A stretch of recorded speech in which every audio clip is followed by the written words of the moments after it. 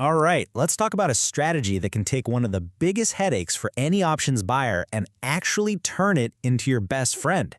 If you've ever bought a call or a put, you absolutely know that feeling, that sinking feeling of just watching the clock. Every single day that goes by, your position is just bleeding value.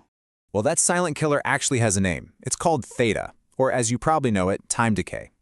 It's this invisible force that's constantly, quietly draining the life out of your position. But what if you could totally flip that script?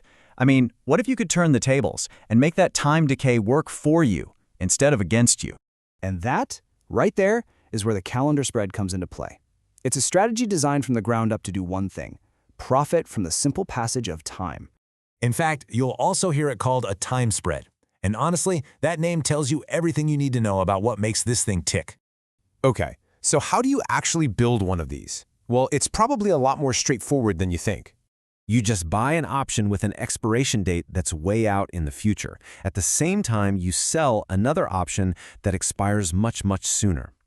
The key here, and this is super important, is that both of those options have the exact same strike price.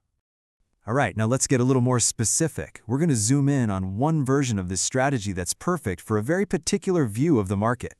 We're talking about the put calendar spread. This is your go-to when you're feeling just a little bit bearish. You think the stock might drift down, but you're not expecting any huge, crazy moves. You're looking for low to moderate volatility. The goal here isn't to bet on some massive market crash. Nope, the absolute sweet spot, the perfect scenario is for the stock price to just kind of hang out and settle right near your chosen strike price when that short-term option expires. So, okay, that's the setup. But the really crucial part is understanding why this works. How does this structure actually generate a profit? It all comes down to the different speeds of time decay. See, the near-term option, the one you sold, it loses its value way, way faster than the long-term option you bought.